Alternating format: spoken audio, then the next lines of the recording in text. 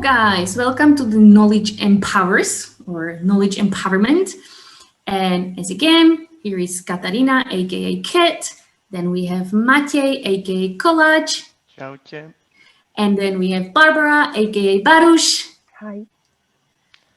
What's new? Yeah, well, there is one thing I found out this week. Actually, I think was yesterday. And we've been for some time already forced to be on home offices or to spend much time from home or do some deliveries or we have much more deliveries right now because of the economy and everything, how it's spreading out. And a lot of people work on top, I would say, because you need to adapt to children's living at home. So the European Union noticed that actually, and they noticed that now we have this always on culture, so that you are always available. And I've heard that from all around the world. Like now that I'm at home and I'm more flexible, everybody is expecting me to actually be online and help them. So what they come up with is a right to disconnect, which should be EU-wide fundamental right. So this is what I found out, and I want to know your opinion on that. Like, what do you think about it? Like, should we have that? What do you think about this always on culture, and if this right to disconnect is worth it? But let's talk about it. Actually, I was yesterday on one webinar of one of our coaches that we have in our company, and he shared very interesting story, or the way what he does. And he said that he uses work laptop just for work. He doesn't have any games there or or goes on YouTube. He literally used the laptop just for the work. He also has another laptop when he wants to play a game. And also he actually uninstall all of the work application from his mobile phone. And once he finished the work, he closed the laptop and is not willing to switch it on, to really allow your brain to switch off from the work environment to your private and to have the balance. And he highly recommended it because he said you need to have this balance, otherwise you will go nuts. So, and I have to say, I also use the work laptop only for work. And then I have my other laptop just for whatever I wanna do. And it is important, once you close down your laptop, meaning you close the work or you finish the work, like you would leave the office, you are not going back there until the morning. You have to keep that. I mean, I understand like why they would want to have such a law, but at the same time, it's not really.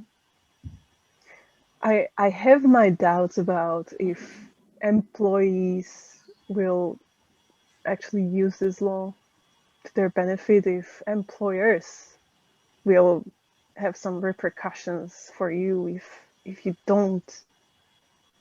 are not online when they need you to be. I'm not really sure like what are the details of the law, like if there is like you need to be 8 hours online and then you can be disconnected. So yeah, that's and another thing is like many people, they don't disconnect because they feel like I just need to do this for my boss, right? So no matter what's the law, I just want to perform, right? And it could be detrimental to the health, right? So even if many people don't perceive it as something bad to be online after working hours. So I'm wondering if this is actually some measure that will be effective. But I also don't know what the law is about, but it should be about personal preferences. So I think your leader or manager, what they should actually look for is not whether you work 8 hours or from 9 to 5 or whenever. They should focus on, do you have what you need to have to be able to perform? What suits you to perform? And do you have the work-life balance? Like, are you able to switch off and recharge?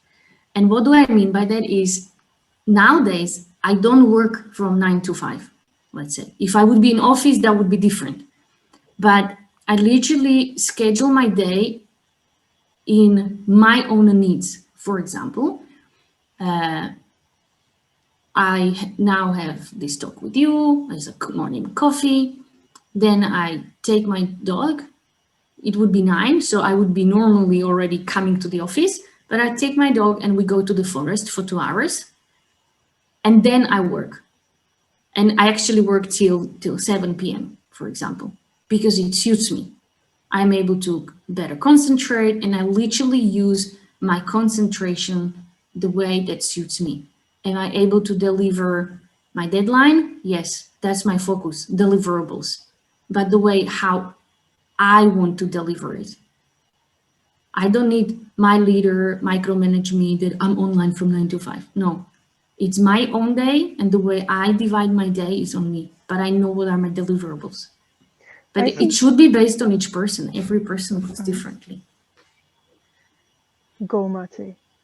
Well, I agree with you both. Basically, the law is about fundamental right that allows workers to refrain from engaging in work-related tasks such as phone calls, emails, and other digital communication outside of working hours. And I know that a lot of this is happening, or what I observed is that we might be a bit special here, guys, because we know that we can be assertive. We can say no, we can adapt. But I've met people who are not able to do that. Like, person comes, seller comes, whoever comes, and you want to make the money, and because that's what actually motivating you to go forward, because you need to pay rent and stuff like that. And if I don't do that, I will lose my job, for example. Now it's a really terrible period, so there is even more push to do the job, because otherwise if I lose the job, I'm screwed basically.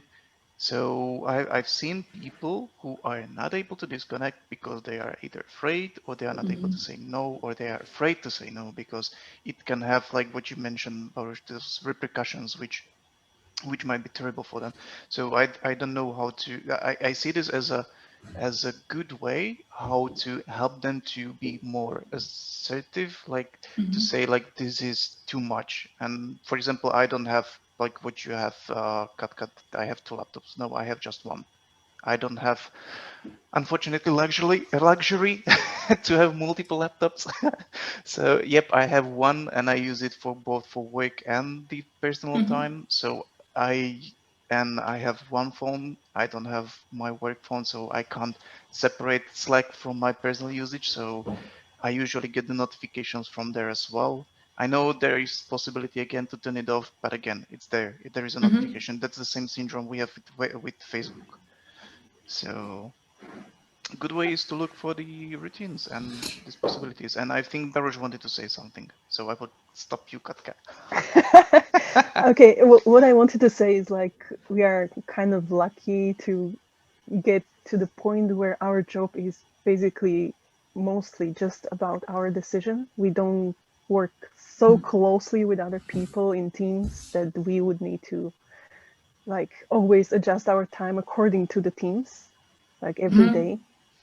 So I think that's also another let's say issue, that many times I think the social pressure will basically make this law like useless for many people. I will add what I've learned also yesterday from the coach. Even if you have just one laptop, what he said is create 2 profiles in your Windows.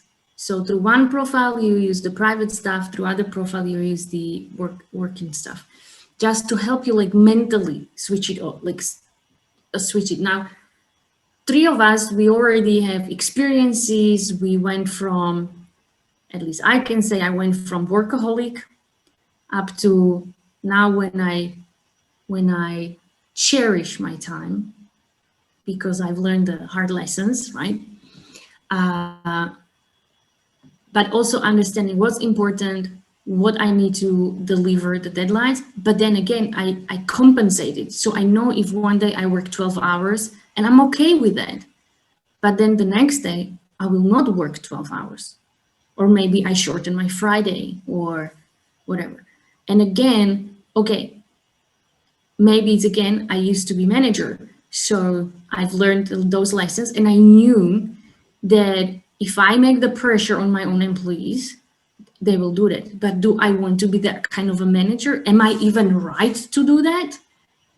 So I make sure that when I was leaving the office, I told the employees, go home, right? And that should be the responsibility of every manager or every leader, that if they do have people who don't know how to say no, or they're just learning to be assertive, they are the one that they need to tell them, go home, switch off, go to sleep, go do something else, go play games, or I don't know, something, go for a walk. Because people need to learn about themselves and understanding themselves and what's right for them, mentally, physically, etc. I like this point. I think some people even love to work too much. Right. They don't realize, or they don't want to realize, that they are not doing themselves a favor. Right. But college, when you're saying that you are one of them, but we know the balance, right? And you know that it's not about the work. Yes, work can make you happy, and it can fulfill you, but you need to have what I love to call pillars. You have the work, you have your friends, you have your family, you have your hobbies. Because if you would have only one pillar, let's say you only have the work and you become a huge workaholic, and suddenly you would lose the job. Suddenly you have nothing and you fall so deep and so hard. That's something you don't want. But if you have the balance of those pillars, you have the family, you do spend time with the family, you spend time with your friends, you spend time with your hobbies. We have our morning coffees, just three of us, just to be around with different people. And then you have your work. And if you lose one of those pillars, you will be shaken, but you will not fall so deep, right? And you need to have that balance, even if it's related to work, but you have those groups of that they would still be there if one group would fall. I remember this sort of an exercise from when you were back, few years back, when you were doing the, how is it called? Burnout education. Yeah, and there was this exercise with the candle and the walls, and that as soon as you lose two walls, there is wind. You have a windy environment, and your candle won't be shining, won't be bright. So yeah, that's something what I remember and then what I'm applying really strongly. So yep, those pillars are really good to have, and to know what activities actually fuels them, because it could be that you have friends when in your work, so you are not just working but spending time with your friends as well. It depends how you set it up. And that's how we will end this session. And next one, we'll continue talking about virtual environment, because we have more to share with you. And we will share with you some great tips and tricks that work in virtual environment, because each and every one of us works or worked in a global team, and we know how to put down the borders and actually bring people closer, no matter how far they live from us. Bye, guys. Ciao, ciao. Bye bye. Bye. Just so you know, this podcast represents our own opinions, experience, and our own ideas. We do not represent any official statement from our employers, and this is not their official channel representing the company.